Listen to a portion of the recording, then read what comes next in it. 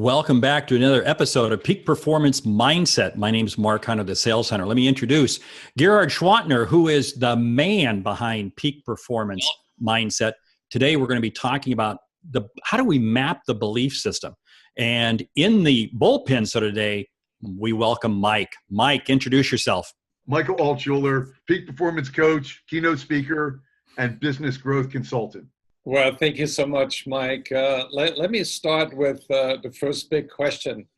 What is your core belief about your ability to sell? It's grounded in the fact that I believe I can do it, that I don't have doubts. I'm aware of my thought process, and therefore I don't have doubts. I make calls with the assumption that I can do it versus I can't do it. So, Mark, would you say that confidence is a core belief that every salesperson needs to have in order to win? Yeah, because if you don't have confidence, there's no way you're going to ever believe that you're going to accomplish anything. So, yeah, I think I don't know if I call that the cornerstone, but it's certainly part of the foundation. Let's start with making prospecting calls. And Mike, what gives you the confidence to reach out to prospects that don't know you, that may say no? You have to be aware of your self-talk and your belief system, and mindset, which everything is grounded in. It's only natural not to go after rejection. We're human beings. No one wants to go up to 50 people that say no to you. So it's understandable. You have to do it in spite of being uncomfortable. In essence, you have to be comfortable being uncomfortable, and you fight through that process in your head. You're aware of it to know that it's going to get you to a successful outcome, that every no gets you closer to a yes. And no just means next opportunity. The no's don't define you, they refine you.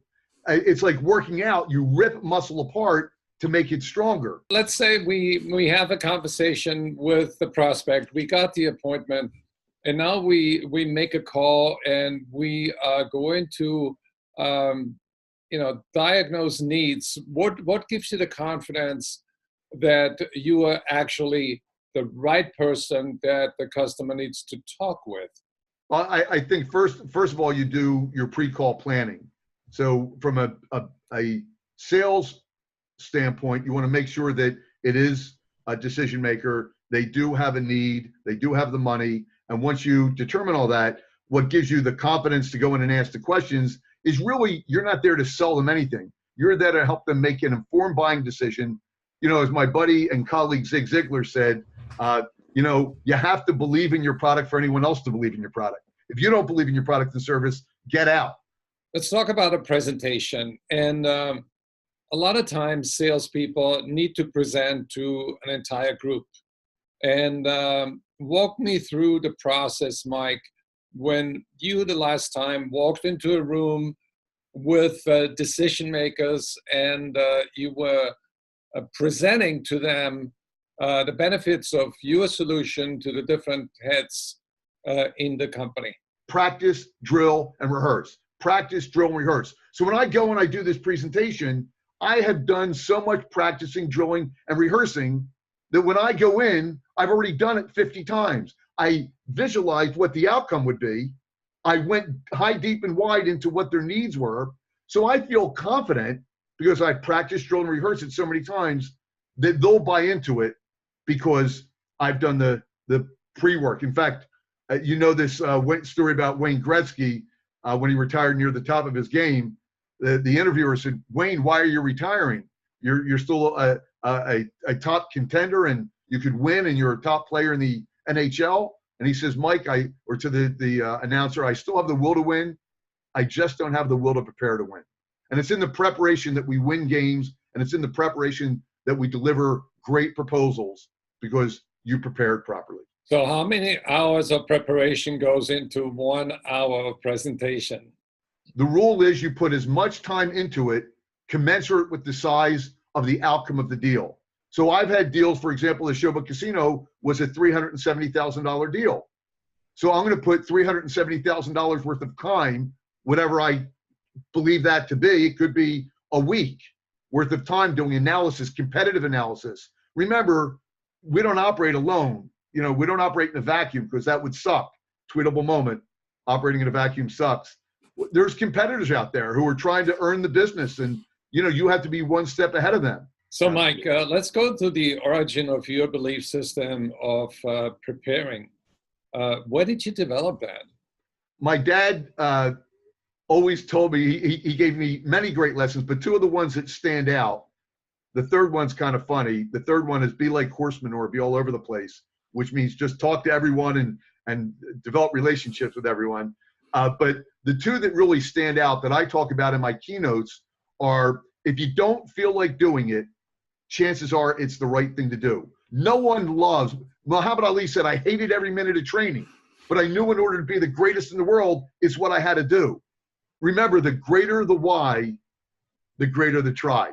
And the second thing is, the successful person will do what the unsuccessful person won't do. So, many times I was driving by an account at 6:30, 7 o'clock at night, worked my tail off all day, saw a light on and one car outside, and the thought that popped into my head is, who's working at 6:30 at night in an office building? Right away, I know it's the president or a senior level executive. That would be a great cold call. There's no gatekeeper there. It'd be awesome to go in there, and I start rationalizing and justifying, which is the death of anything, because your gut will always tell you the truth. Therein lies what you should do.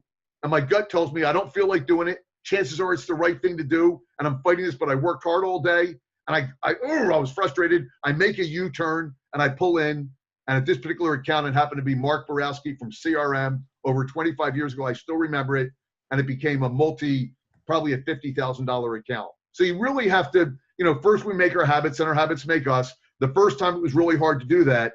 After you start seeing some success, you start creating those neural pathways where it becomes a habit. It becomes easier and easier when you see the results and it works. You have a high level of energy, and selling really fundamentally is a transfer of energy between buyer and seller. So if you pick up the right energy and deliver the right energy and use the right body language, you're in sync with the buyer.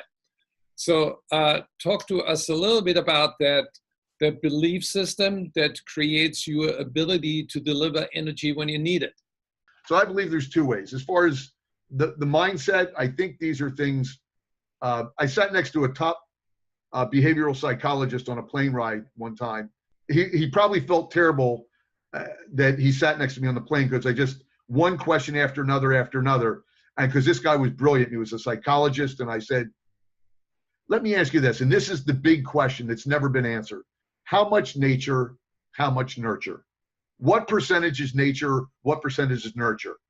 And really what he said at this time, and it could change over time, at this time, what the common belief is that we like to think it's 51%, 49%, 51% nurture, 49 nature, because we like to believe that we have a impact on the final outcome of how we turn out. So, but there's obviously 51% is a lot that we can determine what our mindset is, what our belief system is. If you can understand it, if you can be aware of it, then you have the ability to change it and to affect it for a better future and a better version of yourself. So let's shift the conversation to handling objections in a sales process and meeting with difficulties. And again, our subject is confidence as the primary belief system that gets us through difficult moments. Mark, why don't you start us off on that? Well, yeah, because when the objection comes up, there's two ways that I look at it. One is I'm going to solve that objection. That's my confidence. But B, more importantly, I'm going to learn something. I'm going to learn something about them. Because really many times we have to look at it as the objection is only the surface. And again, it kind of goes back to how I look at people. People are an onion. My objective is to peel layers. And the non-confident salesperson is not confident in asking the questions that peel the layer. So let the objection come up. Let's just ask more questions to probe down deeper. So let's role play this. Mark, I think your price is too high. You're charging, what, $16,000 for a 1-hour speech? That's a little high. You're just cheap, Gerhard. I'm sorry. That's my reaction. Thank you. Thank you. You can probably handle it more diplomatically than me, Mark. Go ahead. Yeah. And I'll say, what is the value? What is the outcome of what you're looking for? Because I'm not going to change the fee. What I'll change is the outcome. And now let's go back to that critical issue that you're facing in your organization. What is that worth to you? That's how I'd respond to it. So let's go back to the subject of confidence when it comes to closing the sale. Mark, can you enlighten us? What did you write in your book about closing? Closing is a natural outcome, because if you've uncovered with the customer what their outcome is and the needs and so forth, the close just becomes automatic, just becomes natural. It's a no-brainer. So really, there almost is no close, because the customer has to engage with you because this outcome is so significant and only you can help them with it. So what does your belief system say? What do you believe in when you close? Is it the customer's outcome, your ability to make it happen? Well, this is kind of funny because we talk about closing, and I know you and I traded a couple of emails this morning, and I almost view the closing as the opening, because now's the time when I really get to demonstrate and prove to you the outcome that you're going to receive by engaging in me. So that's where my whole confidence is. Closing is not an end, it's a beginning. It's not a good sale unless it leads to the next sale. If you stop and think about that. If the work you do with one client, regardless of what you sell, regardless of what you do, if it doesn't nurture additional business either with that customer or with a referral, then you haven't done a good job.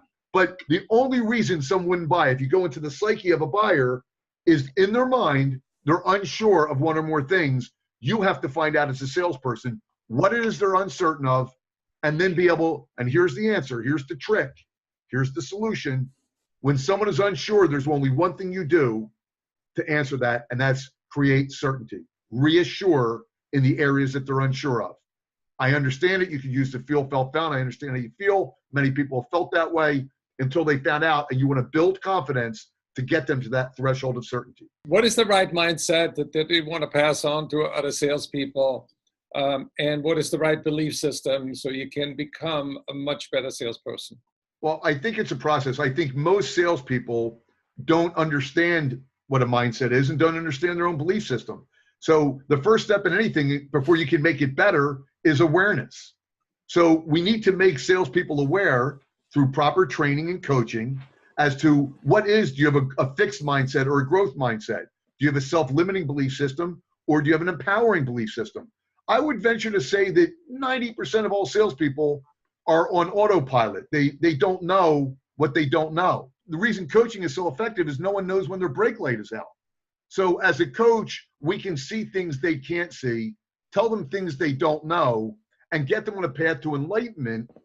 And therefore, once they know, they then have a choice, if their why is great enough, to change their mindset, develop their mindset, create some new beliefs, press delete on their self-limiting beliefs, and that will start them in the process of being the best version of themselves, being more, being better, and achieving more. Mark, you got the final word. Well, I've got a quote on my screen here, and you think about it. With each person we meet, our goal is to earn the right, the privilege, honor, and respect to be able to meet with that person again.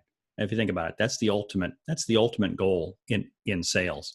And I think that's what we've done here today, not only with the three of us, but hopefully with everybody in the audience. Well, join us again next week when we talk about the peak performance mindset. And if you like it, hit the like button. And if you got some value out of it, share it with everybody on your social media channels. And join us again next week at 2:30 p.m. where we are live on Facebook. Thanks, everybody.